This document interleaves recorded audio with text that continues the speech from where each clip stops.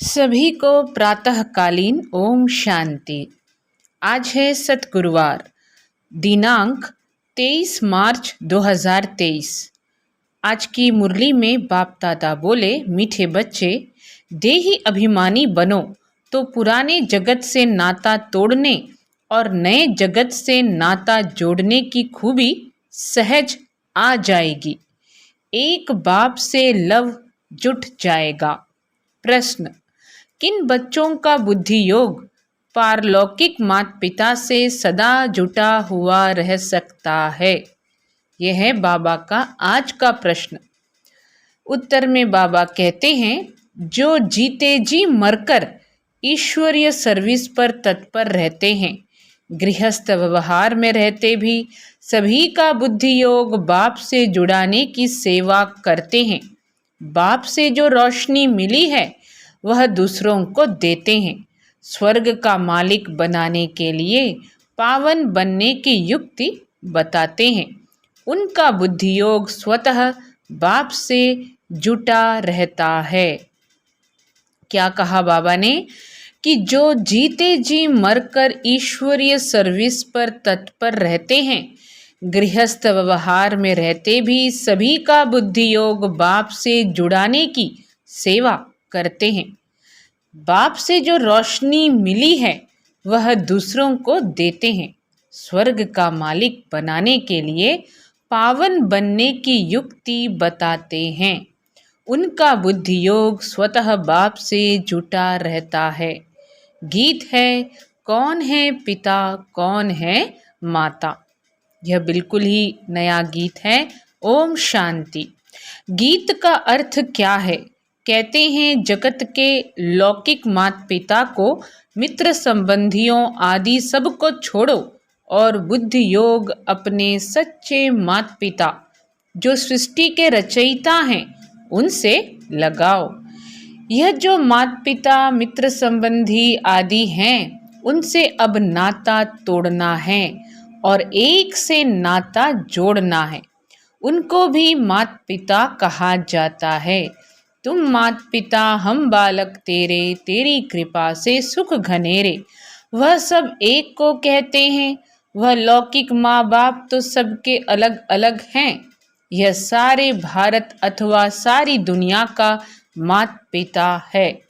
तो पारलौकिक माता पिता का बनना और लौकिक माता पिता मित्र संबंधियों को छोड़ना, इसके लिए देही अभिमानी बनने का ज्ञान चाहिए। बहुत ही कीमती बात बाबा कह रहे हैं आज की मुरली में।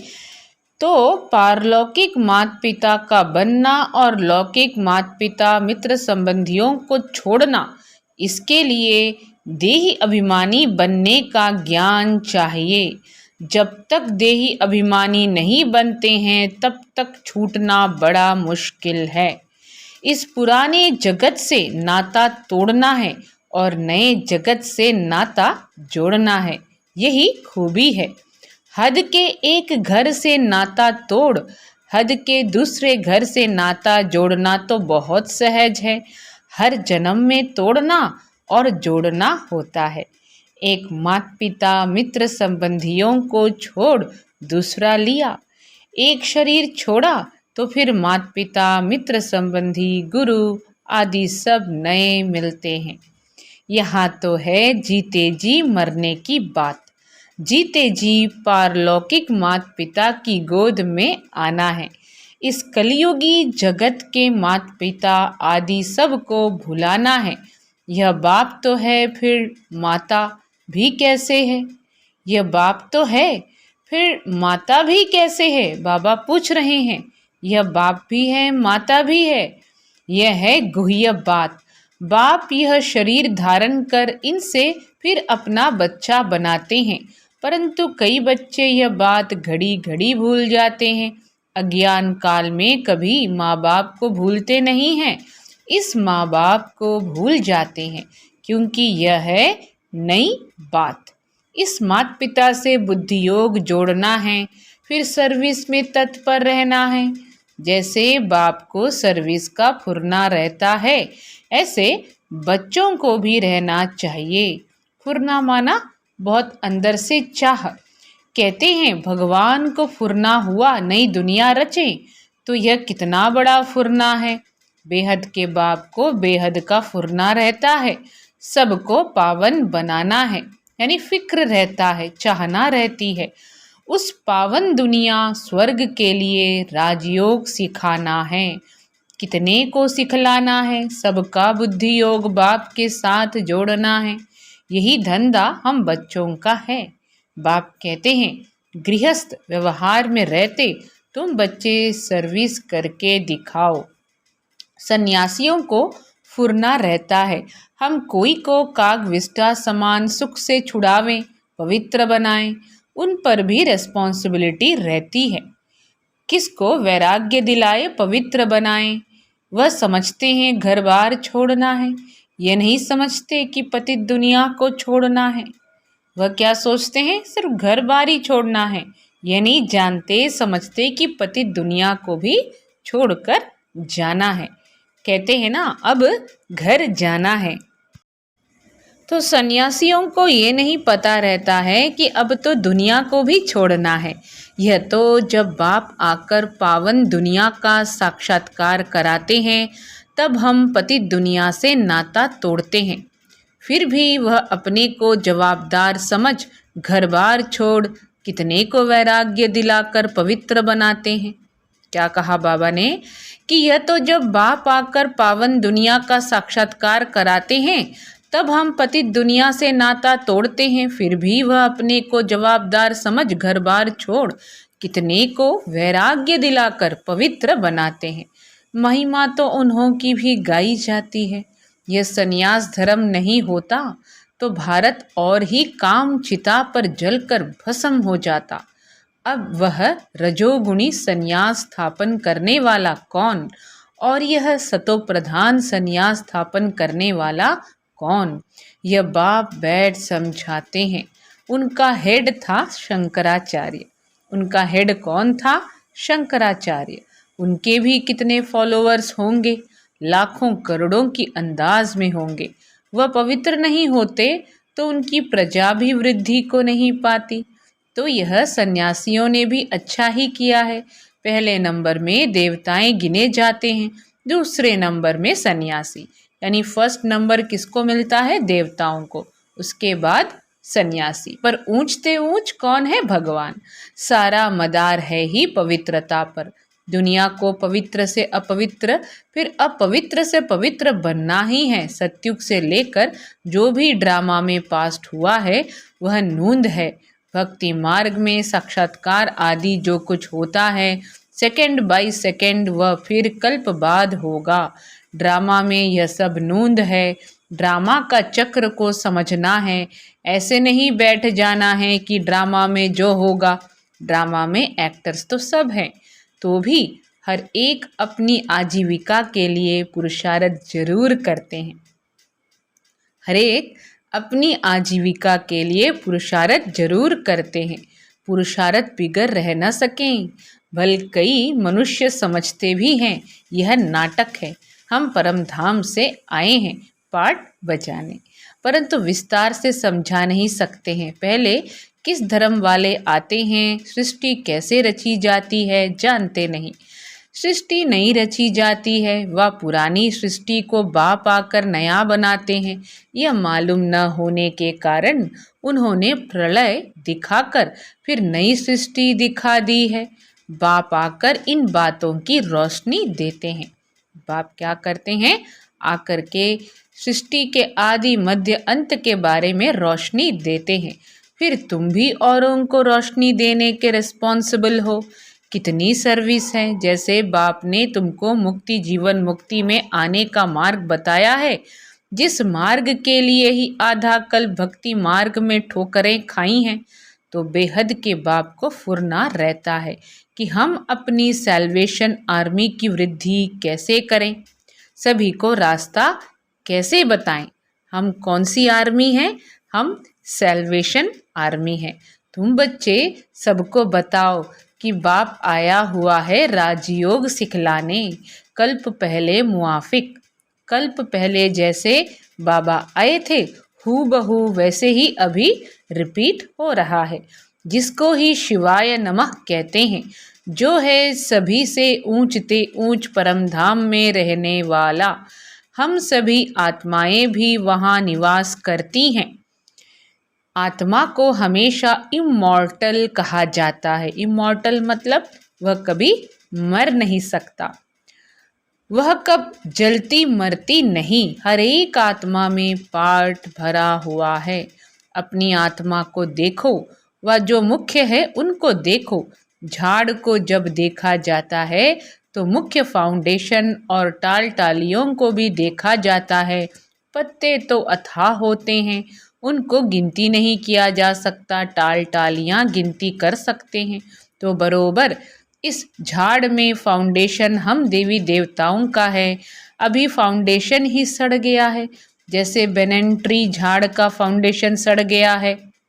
जैसे बेनियन ट्री का जो झाड़ है उसका फाउंडेशन सड़ गया है, फिर भी शाखाएं कितनी निकली हुई हैं, शाखाओं से भी पत्ते निकलते रहते हैं। तो यह भी बेहद का कितना बड़ा झाड़ है। तुम बच्चे भी नंबरवार पुरुषार्थ अनुसार जानते हो। ऐसे नहीं कि सारा दिन किसकी बुद्धि में यह चिंतन चलता है। सभी पॉइंट्स एक ही समय बुद्धि में फिरना मुश्किल है। फिर भी जो विचार सागर मंथन करने वाले हैं उनकी बुद्धि में तो टपकता ही होगा। झाड़ बुद्धि में है तो बीज रूप बाप भी याद रहता है। झाड़ अगर बुद्धि में है तो क्या होता है, बीज रूप बाप भी याद रहता है। हम भी वहाँ के रहने वाले हैं। फिर इस झाड़ में हम ही ऑलराउंड आते हैं, आदि से अंत तक। बाबा ने इस सृष्टि को झाड़ के साथ इक्वेट किया, उसके समान बताया। तो बाबा कह रहे हैं कि हम भी वहाँ के रहने वाले हैं। फिर इस झाड़ में हम ही ऑलराउंड आते हैं, आदि से अंत तक। जब तुम पतित जड़ जड़ीभूत अवस्था में आते हो तो सारा झाड़ आ जाता है। पहले पहले जो थे वह भी अब पुराने हैं। माना पतित जड़ जड़ीभूत अवस्था में जब हम आते हैं तो सारा झाड़ आ जाता है। पहले पहले जो थे वह भी अब पुराने हैं। पिछाड़ी वाली टाल टालियाँ भी पुरानी हैं। जो सर्विसेबल हैं उन्हों को ओना रहता है। हम बाबा के मददगार हैं। मनुष्यों को फिर से सो देवता बनाने के लिए यह समझाना पड़ता है। तुम सो देवता थे, सो क्षत्रिय बने। 84 जन्मों की जन्मपत्री तुम ही बता सकते हो। तो यह बातें जब बुद्धि में टपकती रहेंगी तब किसको समझा सकेंगे। तो बाबा क्या कह रहे हैं कि 84 जन्मों की जन्मपत्री तुम ही बता सकते हो। तो यह बातें जब बुद्धि में टपकती रहेंगी तब किसको समझा सकेंगे। चिंतन चलना चाहिए।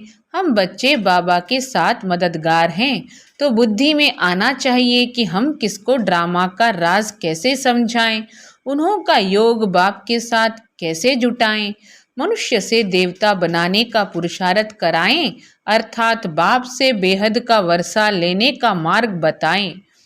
जिनको बाप द्वारा मार्ग मिला होगा वही बताएंगे। बाप ही आकर राजयोग सिखलाते हैं अथवा मुक्ति जीवन मुक्ति के गेट्स खोलते हैं। बहुत ही अहम बातें आज की मुरली में बाबा बता रहे हैं। सतगुरुवार की जो वाणी होती है वह बहुत ही विशेष होती है।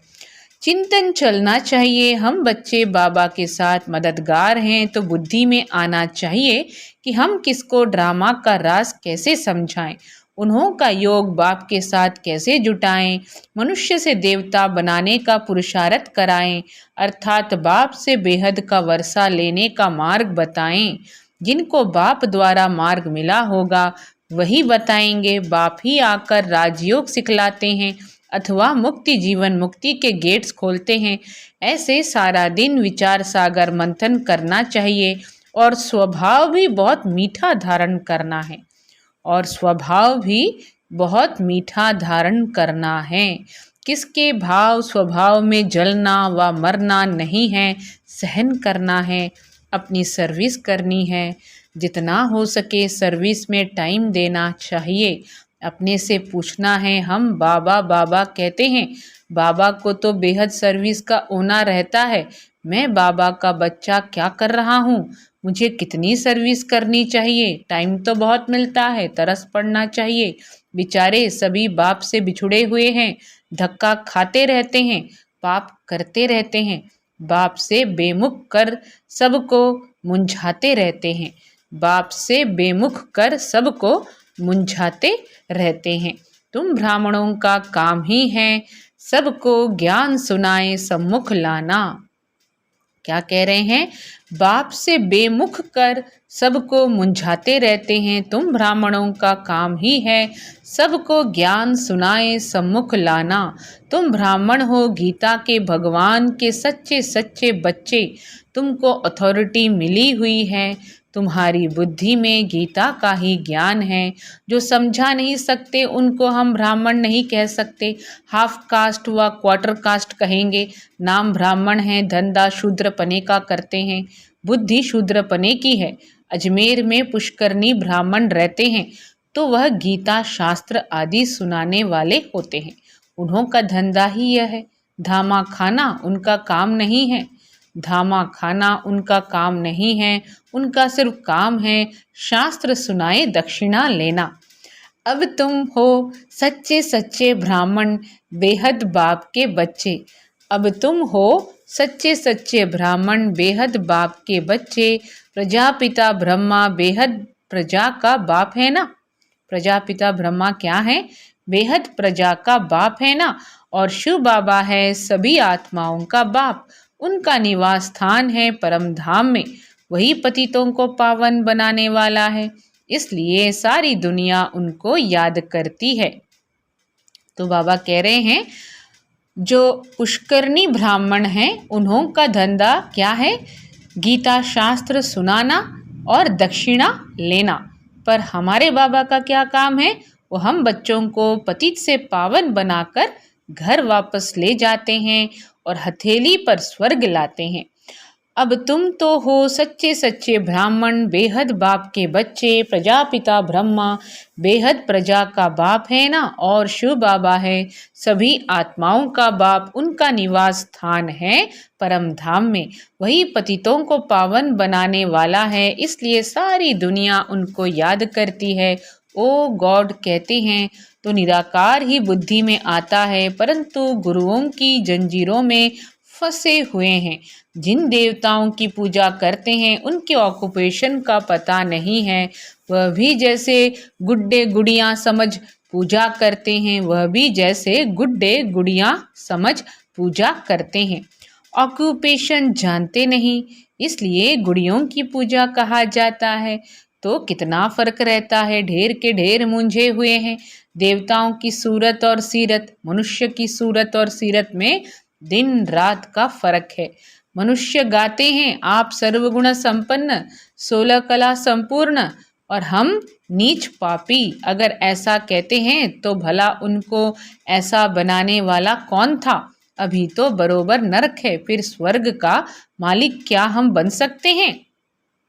बाबा बच्चों को समझा रहे हैं कि अगर ऐसा कहते हैं तो भला उनको ऐसा बनाने वाला कौन था? अभी तो बरोबर नरक है, फिर स्वर्ग का मालिक क्या हम बन सकते हैं? ये ख्याल कभी मनुष्यों को उठता नहीं है। तुम बच्चों को कभी यह ख्याल थोड़े ही उठा होगा कि हम ऐसे कब बनेंगे।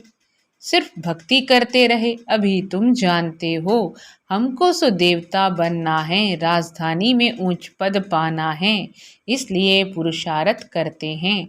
अंदर आना चाहिए। अगर हमारा शरीर छूट जाए तो हम किस पद को पाएंगे? तुम पूछ भी सकते हो अगर हम मर जाएं तो क्या पद पाएंगे? तो बाबा झट बता देंगे, तुम पाई पैसे का पद पाएंगे, व 8 आने का, 12 आने का, व कौड़ी का पद पाएंगे। प्रजा को कौड़ी पद कहेंगे।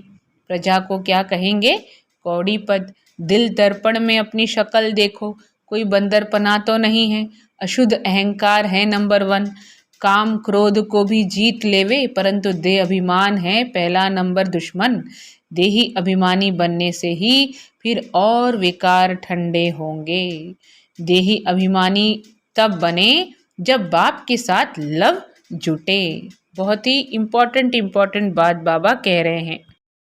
तो बाबा कह रहे हैं अशुद्ध अहंकार है नंबर 1, काम क्रोध को भी जीत लेवे, परंतु देह अभिमान है पहला नंबर दुश्मन। देही अभिमानी बनने से ही फिर और विकार ठंडे होंगे।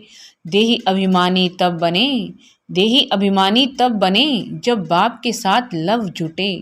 देह अभिमानी का लव जुट न सके तो देह अभिमान छोड़ने में बड़ी मेहनत चाहिए। देही अभिमानी बड़े हर्षित रहते हैं। देह अभिमानी का चेहरा मुर्दों जैसा रहता है।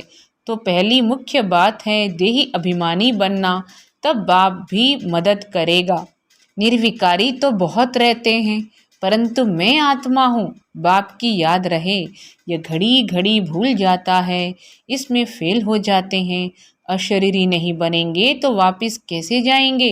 सर्विस का बहुत फुरना रहना चाहिए, जिससे बहुत मनुष्यों का कल्याण हो। देह अभिमानी कहाँ भी जाएगा तो फेल हो जाएगा। देही अभिमानी कुछ न कुछ तीर लगाकर आएगा। महसूस करेंगे कि फलाने ने बात तो ठीक कही थी। योग जुट जाए तो सर्विस का फुरना भी हो।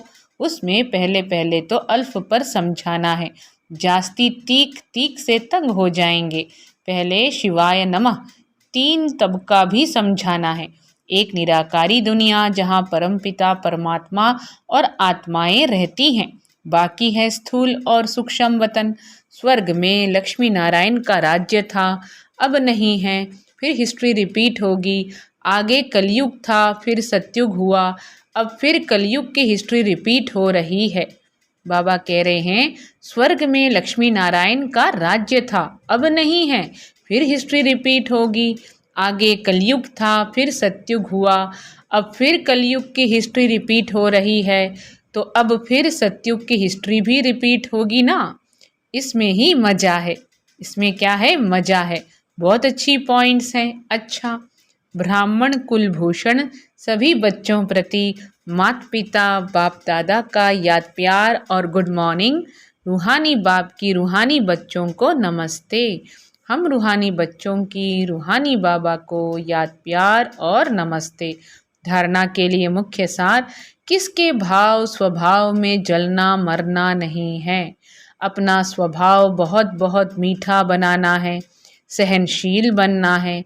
बाप का खिदमतगार बनने के लिए विचार सागर मंथन करना है। बाप का खिदमतगार माना खुदाई खिदमतगार। बुद्धि में ज्ञान का ही चिंतन करते रहना है। देही अभिमानी रहने की मेहनत करनी है। वरदान है सर्व संबंध एक बाप से जोड़कर माया को विदाई देने वाले सहज योगी भव। सर्व संबंध एक बाप से जोड़कर माया को विदाई देने वाले सहज योगी भव। विस्तार में बाबा बोले, जहाँ संबंध होता है वहाँ याद स्वतः सहज हो जाती है। जहाँ संबंध होता है वहाँ याद स्वतः सहज हो जाती है। सर्व संबंधी एक बाप को बनाना ही सहज योगी बनना है। सहज योगी बनने से माया को सहज विदाई मिल जाती है। जब माया विदाई ले लेती है तब बाप की बधाइयाँ बहुत आगे बढ़ाती हैं। माया की विदाई और बाप की बधाइयाँ बहुत आगे बढ़ाती है। जो हर कदम में परमात्म दुआएं, ब्राह्मण परिवार की दुआएं प्राप्त करते रहते हैं, वह सहज उड़ते रहते हैं। स्लोगन है, सदा बिजी रहने वाले बिजनेसमैन बनो। सदा बिजी रहने वाले बिजनेसमैन बनो तो कदम कदम में पद्मों की कमाई है। अच्छा, सभी को सतगुरुवार की दिल से ओम शांति।